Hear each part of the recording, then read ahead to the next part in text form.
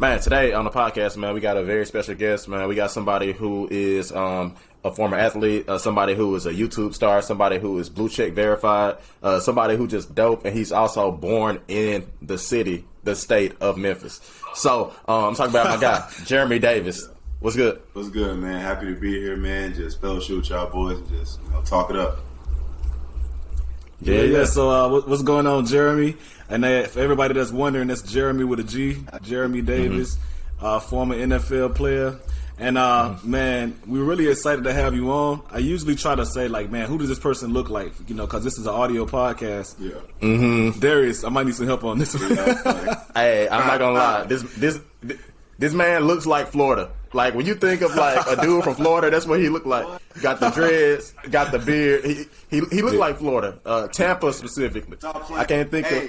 My boy, my best friend, I was his best man at his wedding. His name's Jose. He wants to move to Tampa so bad, and I tell him I absolutely will not move back east. So when he hears this, he's going to say that's a sign. You'll fit right in. Hey, maybe a sign, man. But we know a lot. I mean, I know a lot about you. I've been following you for a little minute. You were a former student athlete, a wide receiver at UConn, and you also played for the Chargers. Were these the San Diego or Los Angeles Chargers? What we talking? Yeah, both. So I got down to the Chargers in the middle of 2016. We were still in San Diego.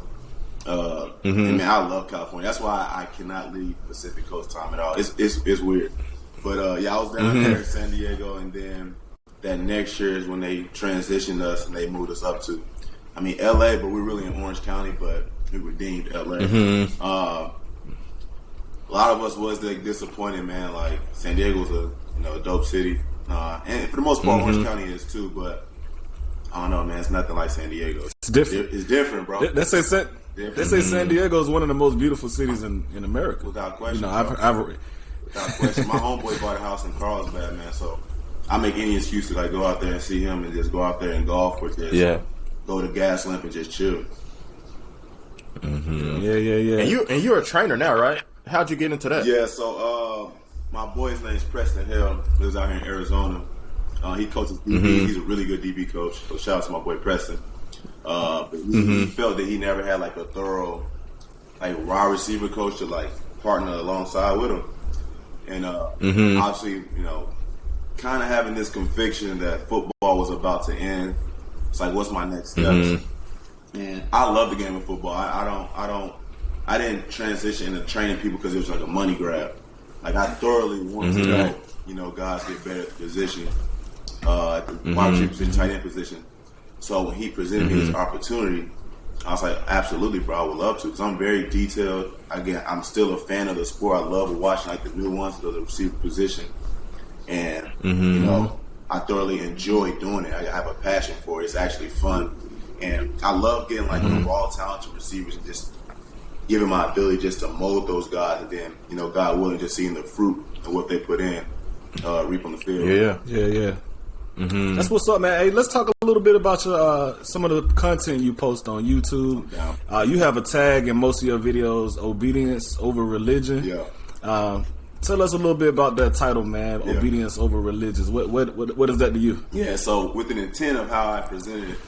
And I told this story before. So I was at the beach with some of my old teammates on the Chargers, and this one dude who says he's a Christ follower, right? He comes up to me and he's like, "Hey, Germ, I want you to talk to one of my friends because he needs some help in some things. I know that you're pretty religious." And I'm like, why am I religious? You follow the same Christ. I'm saying this in my head. I'm like, you follow the same Jesus, so why am I being religious? And then that's when it hit me, my pursuing of obedience has now been mistaken as a world religious act. I'm just simply pursuing obedience because we're called to do that. And it came to my heart, John 14:15, Jesus said to his disciples, if you love me, you will keep my commands. Not keep my commands to be loved. So I'm simply striving to be obedient to word because I love Jesus. But I see even the person who says they're a believer, they see that, technically it's a religious act, but I'm not doing the religious act to gain something, right? Or to be notarized for my religious act. That just says in Matthew 23, Jesus shunned the religious, But I knew within his intent, he kind of saw it more as an act as opposed to man, Jeremy's just really pursuing Christ. So that's when that thought got put on my heart. It's bro, I'm just being obedient. I'm not trying to be religious. So I say obedience. Yeah. I know people get technical with the words, like, well, technically in obedience, religious assholes. Yes, it is, but again, the intent and the concept what I'm bringing in is saying I'm not doing anything for my glory, but I'm doing stuff to show that I'm professing who I am with Christ through my obedience. Right. In terms of how the videos got started, I was just reading 1 Samuel. It was talking about like just praying for your friends. I was like, yo, this is dope. I gotta tell people. And you see my first video, quality's bad and all that, but I had just like did like a long story like with my close friends because I didn't want nobody outside that to see it because like I tend to mumble sometimes. So I was like, I'm just keeping my close friends, tell them about it. And then I had 3 people was like, bro, you gotta post this like out there for real. I was like, nah, I don't want to. 3 people were my boy Jake Hardy, who's part of FCA, my boy Jamal Jones, who he was with me on the charge for a little bit, and one of my friends' name was Ashley Washburn. And they just encouraged me like to put it out there, and I just started doing it, and then like I just started to be consistent with it. Again, not for my glory, but just like, man, I feel that I have a unique way of proclaiming the gospel where it's still modern, but my goal is to make the faith attractive. It's not about making Jesus popular, right? Like everyone knows who Jesus is. I can go down the street like, you know Jesus, and say, yeah. But I don't know if he has a relationship with him or even wants to pursue a relationship with him. So, for sure, yeah, so that's how that all popped up. Yeah, man, I got 2 thoughts instantly. Like, one with just obedience over religion, like even like what you're saying about how people perceive religion. I automatically think about Jefferson Bethea. And like, do you know Jefferson Bethea when he first came out? He was like a spoken word artist. He did like this whole thing, like, I love Jesus, but I'm not religious or whatever. And like, it was a big deal because people were just frustrated by it because they was like, but you are religious, and it caused like a lot of uproar. Like, that's kind of like what's going on now with a lot of people. So I think about that, and then I just think about like, how did you like kind of take off? Like, what kind of led to your following? Like, obviously you were a former athlete. Like, I saw your stats at UConn. You was putting in work. You never had you never had a game where you didn't catch a ball. Score a touchdown. You go to the NFL and so on and so forth. So like, how did you like really pick up steam and like gaining followers? And when I say followers, I mean like social media followers and just a following. I think it's just, truth be told, I think it's just the popularity just being in the NFL. I know post NFL I've started to gain followers because of like my faith-based content for sure. But the reason why I have 10K or whatever, because I play football, man. I would say maybe like a third of my followers could be based off my faith alone. But that's pretty much how it picked up, man. I can't say one video just blew up, went crazy, and I just got like 6K one night, man. That's because I play football. But with the platform I have, I choose to spread the gospel with that, even with the, I guess, 10K followers. Yes, dope, man. I actually followed you because like you was cool with KB and I mean the dream. So like that's I think I saw you. Shout out to KB. Yes, I saw them, and that's how I ended up following you. So I can at least say on my end, I didn't know about you from UConn. Yeah. For sure. And then you mentioned earlier how Jesus did have a problem with the religious, right? Like the Pharisees, the Sadducees, the lawyers, the keepers of the law. They were the religious people who boasted in their obedience to God. But Jesus had most issues with them than he had even with the prostitutes and the other sinners. So, when it comes to the brand of obedience, quote unquote brand, how do we fix that brand, man? Because it's kind of been tarnished in a way. You know what I mean? It's like it's been tarnished by the Pharisees and the Sadducees. Like, we don't want to be like them. So how do we make obedience something that's attractive to the body of Christ once again? So when you say that, it made me think of Matthew 5:16, when Jesus said that they may see your good works and glorify God who's in heaven. So we got to make sure, again, who we're boasting about is in Christ. I believe Paul said that also, and said that in 1 Corinthians 1:31, I believe he said that the one who boasts in Christ. So it's like, who are we really proclaiming through our walk, our good works, and who we're speaking about? And I think as a church, which the church is so broken today, we need to renew our minds to have that type of mindset in our witness. Yeah. That's good, and Yeah, and one thing I noticed that you do, and I think it may just be like the obedience part and like kind of separate yourself from religious also. But like one thing that you do in a lot of your videos is kind of make like secular comparisons, or maybe even just like talk about like the J. Cole song you like, or the Kendrick song you like, or even like incorporating memes and whatnot. Is that like kind of part of like the goal of your brand to be able to like make yourself more relatable to those who may not like fully walk with God? So Yeah, put the medicine in the candy, you know. yeah, in a way, I'm showing my personality too. Like I love J. Cole and Kendrick. You know, I know that certain secular music that is not glorifying God, or it can put me in a state of sin. So I wouldn't listen to that music. I love Kendrick Cole for the authenticity, their storytelling, metaphors, and I love conscious rappers. I would say I'm a guy that loves School Right. Q, but I know I can't have some contradiction. Really. Yeah. I think there is an appeal when you hear in the background, I don't know, For Your Eyes Only instrumental. It's like, yo, I know that instrumental. But then I'm also proclaiming the gospel within it. And it's a lot of stuff that talks about the power of music, which one of my next videos will be about that.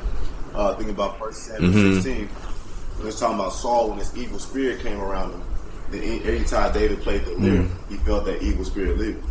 So there's a power. That's right. And music is just an art of expression. But I think we unfortunately cause division by trying to put labels on what type of music we can listen to. Like, an instrumental is cool, bro. Like, this is a dope beat. I want to use this dope beat. I want to proclaim the gospel over this dope beat. Yeah. I mean, look, you got me thinking about 504 and got a song right now called City of Gods with Kanye. Man, I freaking am in love with the song, but it's like I don't like the song at the same time because it's like slick blasphemous. And that's the thing. If you sense that in the music, then that's not glorified. Like, just gotta. I just take the instrumental for what it is. But I got one more question about obedience too, man. I heard in one of your videos, being obedient leads to being blessed, which actually means happy. You know, do you think there's a disconnect with people when it comes to their disobedience and their misery? You know, like people are struggling with depression, mental health issues, sadness, loneliness. And do you think people actually connect that to like their disobedience and that stripping them of the happiness that comes from being obedient and being blessed? I think it depends on the individual, right? I think some people can associate with it. Like, man, my heart has been so disconnected from Christ. Like, I'm starting to feel the impressions of the world, right? Or some people can be opposite, and because I feel this way, they want to scapegoat God and be like, yo, you're the reason why I'm feeling this. It's your fault. You know, I think that takes a level of maturity. Some may agree, some may not. It takes a level of maturity to know that as humans, man, we're always the fault. You know, and it's not to say it can happen overnight. Once you give your life to Christ, like something changed miraculously. It can for sure. But there takes a level of practice to get ourselves out of those emotions. I spoke about a video about the aspects of mental health. Like, it's obedience to the word to actually speak up and talk to your friends, talk to your accountability groups, and vent what you're struggling with. That starts the healing process within yourself. And again, this is the aspect of praying, man, and just being vulnerable with the Lord and being transparent. Like, I'm struggling, Lord. I feel depressed. I feel alone.